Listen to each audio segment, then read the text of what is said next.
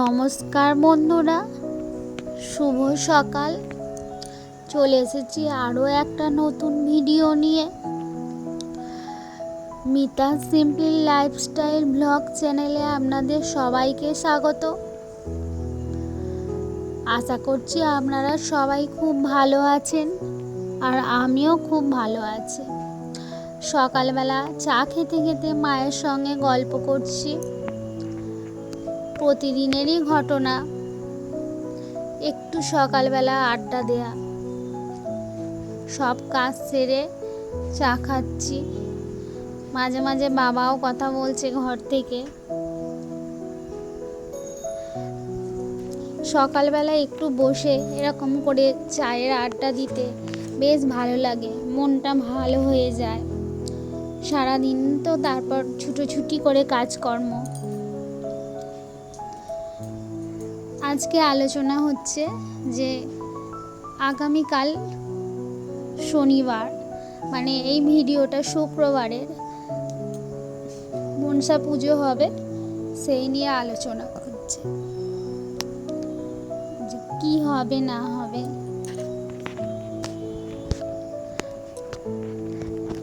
স্নান করে পুজো করা হয়ে গেছে।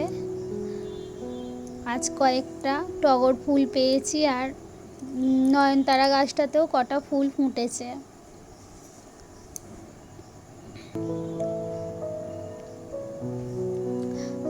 চান করার পর পুজো করে মুড়ি খেয়ে তারপর রান্না হচ্ছে। আজকে সয়াবিনের তরকারি হবে। সয়াবিনের তরকারিতে ফোড়ন দিয়েছি, ফোড়ন দিয়ে পেঁয়াজগুলো ভেজে নিচ্ছি।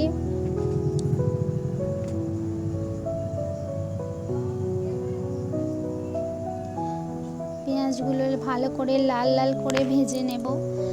আমাদের সয়াবিনের তরকারি খুব কম হয়, আমার ছেলে খুব পছন্দ করে। ওদিকে পেঁয়াজটা ভাজা ভাজা হচ্ছে, আর এদিকে সয়াবিনটা ভালো করে ধুয়ে নিয়েছি, নিয়ে নিগড়ে নিগড়ে আর একটা জায়গায় রাখছি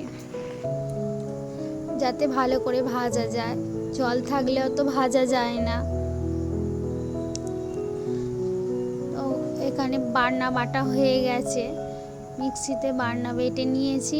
আলাদা বাটিতে ঢেলে একটু জল বুলিয়ে নিচ্ছি, কারণ মিক্সির বাটিটায় লেগে আছে। ওদিকে ততক্ষণ মশলাটা ভাজা হচ্ছে আর কি। পেঁয়াজটা লাল লাল করে ভাজা হয়ে এসেছে।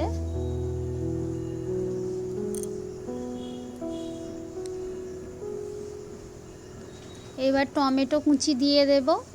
বাটনার সঙ্গেও কিন্তু একটা টমেটো বেটে দিয়েছি, আর পেঁয়াজের সঙ্গে একটা টমেটো ভেজে দিচ্ছি যাতে গ্রেভিটা একটু ঘন হয়।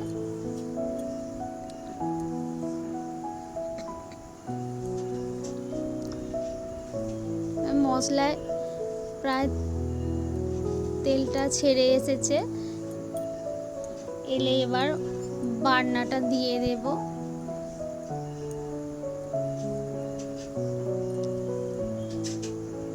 এই বাটনাটায় আদা, রসুন, ধনে, জিরে, শুকনো লঙ্কা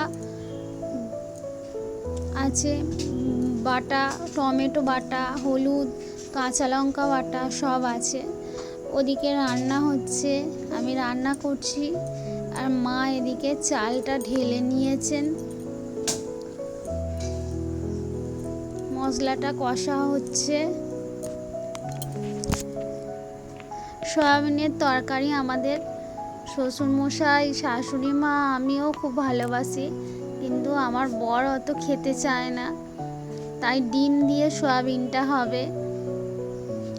ভালো করে মশলাটা কষে নিচ্ছি। এবার সয়াবিনের বড়িগুলো দিয়ে দিয়েছি, আসলে সয়া চাং যেটাকে বলে, দিয়ে দিয়েছি। দিয়ে ভালো করে কষে নেব। মাছ মাংস না থাকলেও এইভাবে সয়াবিন করে খেয়ে দেখবেন, খুব সুন্দর লাগে। মাছ মাংসের স্বাদকেই হারিয়ে দেবে। এই দিয়েই ভাতও খাওয়া যাবে, রুটিও খাওয়া যাবে, সবই খাওয়া যাবে। মশলাটা অনেকক্ষণ ধরে কষে নিচ্ছি সয়া চাংগুলোকে, যাতে কোনো কাঁচা গন্ধ না থাকে।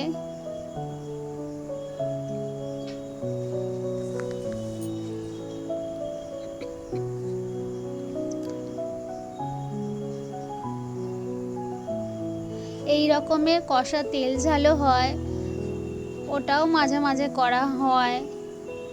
প্রচুর বৃষ্টি এসে গেছে রান্না করতে করতে। বর্ষাকাল,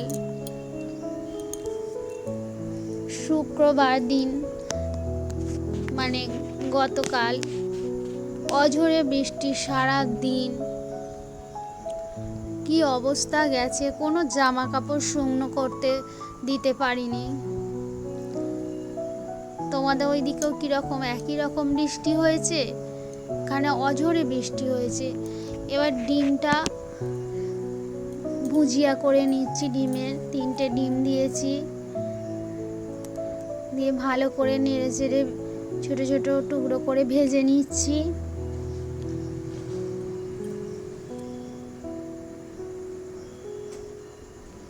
এই রকম ভুজিয়াগুলো বেশ খেতে ভালো গরম গরম।